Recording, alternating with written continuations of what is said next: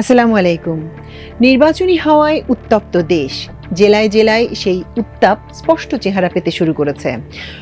প্রচারণা বাড়ছে প্রার্থী ও সম্ভাব্য প্রার্থীদের মধ্যে।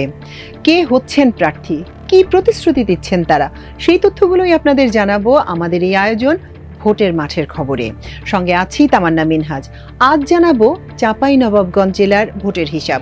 তথ্য সংগ্রহ করে পাঠিয়েছেন আমাদের চাঁপাইনবাবগঞ্জ প্রতিনিধি তারেক রহমান। চাঁপাইনবাবগঞ্জের ৩টি সংসদীয় আসনে বিএনপির অভ্যন্তরীণ কোন্দল চরমে। একাধিক গ্রুপে বিভক্ত, অসংখ্য প্রার্থী তৎপর। মনোনয়ন লড়াইয়ে কেউ কাউকে ছাড় দিতে নারাজ। সবকটি আসনেই বিশৃঙ্খল পরিস্থিতি। অন্যদিকে জামায়াত ইসলামী সবকটি আসনে একক প্রার্থী চূড়ান্ত করে জোর কদমে নির্বাচনের প্রস্তুতি নিচ্ছে। নিবন্ধন ও দলীয় প্রতীক দাঁড়িপাল্লা ফিরে পাওয়ায় প্রচারে ভিন্ন মাত্রা যোগ করেছে দলটি। ফলে বিএনপির দুর্গ হিসেবে পরিচিত চাঁপাইনবাবগঞ্জের ৩টি আসনের মধ্যে ২টি দলটির চ্যালেঞ্জ হবে জামাত। খোঁজ নিয়ে জানা গেছে চাঁপাইনবাবগঞ্জের ৩টি আসনেই বিএনপির একাধিক সম্ভাব্য প্রার্থী মাঠে রয়েছেন। দলের গুরুত্বপূর্ণ এক নেতা বলেন, নিত্য নতুন সম্ভাব্য প্রার্থী নির্বাচনে মনোনয়ন চাইবেন বলে শোনা যাচ্ছে।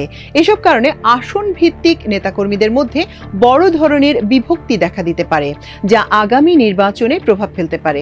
তাই এ ব্যাপারে সম্ভাব্য প্রার্থীদের জন্য দলীয় একটি কমন নির্দেশনা থাকা উচিত ছিল। অন্যদিকে চাঁপাইনবাবগঞ্জের ৩টি আসনে জামায়াত ইসলামী তাদের প্রার্থীর নাম ঘোষণা করায় একক প্রার্থীর পক্ষে ঐক্যবদ্ধভাবে কাজ করছে দলটির নেতাকর্মীরা। এদিকে সদ্য আহ্বায়ক কমিটি ঘোষণা করা হলেও নির্বাচনী তৎপরতা শুরু হয়নি নতুন দল জাতীয় নাগরিক পার্টি এনসিপির। এখনো ঠিক হয়নি সম্ভাব্য প্রার্থী। অন্যদিকে কমিটি থাকলেও নির্বাচনমুখী কর্মকাণ্ড নেই গণ অধিকার পরিষদের। প্রথমেই জানবো চাঁপাইনবাবগঞ্জ ১ অর্থাৎ শিবগঞ্জ আসনের কথা। এই আসনে বিএনপির মনোনয়ন প্রত্যাশীরা তৎপরতা শুরু করেছেন। ধানের শীষের টিকিট পেতে ৩ নেতা ব্যস্ত জনসংযোগে। সম্ভাব্য প্রার্থীরা বিভিন্ন শ্রেণী পেশার মানুষের সঙ্গে শুভেচ্ছা বিনিময় করছেন, প্রচার চলছে সামাজিক মাধ্যমেও। এবার জেলার গুরুত্বপূর্ণ এ আসন থেকে বিএনপির অন্তত ৩ জন প্রার্থীর কথা জোরে সোরে শোনা যাচ্ছে। তারা হলেন বিএনপির চেয়ারপারসনের উপদেষ্টা ও ৩ বারের সাবেক এমপি অধ্যাপক শাহজাহান মিয়া, বিএনপির রাজশাহী বিভাগীয় সাংগঠনিক সম্পাদক সৈয়দ শাহিন শওকত এবং বিএনপি নেতা বেলালী বাকি ইদ্রিসি। বিএনপির নেতাকর্মীরা বলছেন, শিবগঞ্জ বিএনপির ঘাঁটি। এই আসনে দলটির প্রার্থী কে হবেন তা প্রায় চূড়ান্ত, তাই দলটি অনেকটা নির্ভর। জানা গেছে চেয়ারপারসনের উপদেষ্টা ও সাবেক এমপি অধ্যাপক শাহজাহান মিয়াই হবেন বিএনপির প্রার্থী। অন্যদিকে বাংলাদেশ জামায়াত ইসলামী এই আসনের প্রার্থী হিসেবে ডক্টর কেরামত আলীর নাম ঘোষণা করেছে। রাজশাহী মহানগর জামায়াতের আমির কেরামত আলী দুবার শিবগঞ্জ উপজেলা পরিষদের চেয়ারম্যান ছিলেন। তিনিও জোর তৎপরতা চালাচ্ছেন। দলের নিবন্ধন ও প্রতীক ফিরে পাওয়ায় আশাবাদী জামায়াত নেতারা। আসনটিতে বিএনপি থেকে শাহজাহান মিয়া মনোনয়ন পেলে জামায়াতের প্রার্থী কেরামত আলীর সঙ্গে হাড্ডাহাড্ডি লড়াই হবে বলে মনে করছেন সাধারণ ভোটাররা।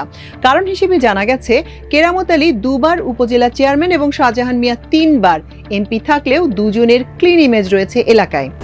এবার জানবো চাঁপাইনবাবগঞ্জ ২ অর্থাৎ নাচুল, গোমস্তাপুর, ভোলাহাট আসনের কথা। নাচুল, গোমস্তাপুর ও ভোলাহাট এই ৩ উপজেলা নিয়ে চাঁপাইনবাবগঞ্জ ২ আসন। বরাবরই আসনটিতে বিএনপির ভোট ব্যাংক শক্তিশালী। ৯১ থেকে এ পর্যন্ত প্রতিদ্বন্দ্বিতাপূর্ণ কোনো নির্বাচনে দলটিকে নিরাশ করেননি ভোটাররা। নিরাপদ আসন বলেই স্থানীয় বিএনপির অনেক নেতার চোখ এখানে। ২০১৮ সালে নির্বাচনে সারা দেশে মাত্র ৭টি আসনে জয়লাভ করে দলটি। সেই নির্বাচনেও এই আসনের এমপি নির্বাচিত হন বিএনপি থেকে। এ কারণে আসনটিতে দাঁড়িপাল্লার চ্যালেঞ্জ ধানের শীষের ভোট ব্যাংক। পরিসংখ্যান বলছে ১৯৯১ থেকে ২০০১ সাল পর্যন্ত এই আসনে পরপর ৩ বার এমপি নির্বাচিত হন বিএনপির নেতা সৈয়দ মঞ্জুর হোসেন। প্রয়াত মঞ্জুর হোসেন শিল্প ও বাণিজ্য প্রতিমন্ত্রী ছিলেন। ২০০৮ ও ২০১৪ সালে কারচুপির ভোটে আওয়ামী লীগ এই আসনে বিজয়ী হয়। সর্বশেষ ২০১৮ সালের নির্বাচনে আবার বিএনপির দখলে যায় এই আসন। সারা দেশে রাতের ভোট ডাকাতির সময়ও আসনটিতে এমপি হন কেন্দ্রীয় বিএনপি শিল্প ও বাণিজ্য বিষয়ক সম্পাদক মোহাম্মদ আমিনুল ইসলাম। বর্তমানে আসনটিতে অভ্যন্তরীণ দ্বন্দ্বে বেসামাল বিএনপি সমৃদ্ধ ভোট ব্যাংক থাকলেও ঐক্যের ঘাটতি কাল হতে পারে দলটির জন্য।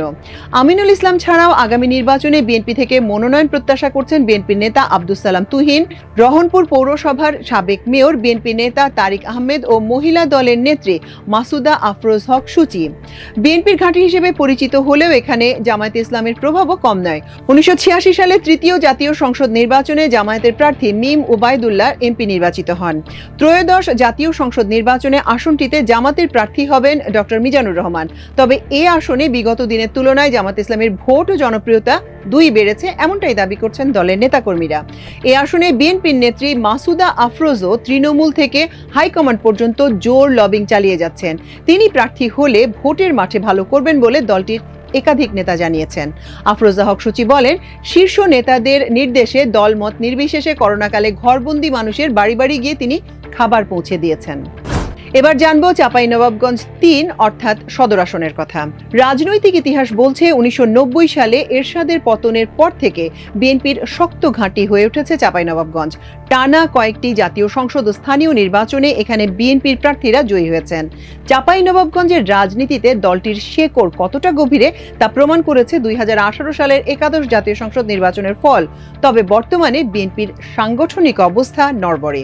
এদিকে এই আসনে সাবেক এমপি ও বিএনপি চেয়ারপারসনের উপদেষ্টা হারুনুর রশিদের মতামত ও তার অনুসারীদের না নিয়ে ২০২১ সালের ডিসেম্বরে জেলা শাখার আহ্বায়ক কমিটি ঘোষণা করে কেন্দ্র।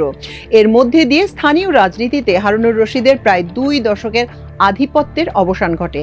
সব মিলিয়ে এই আসনে বিএনপির এখন ৩টি পক্ষ।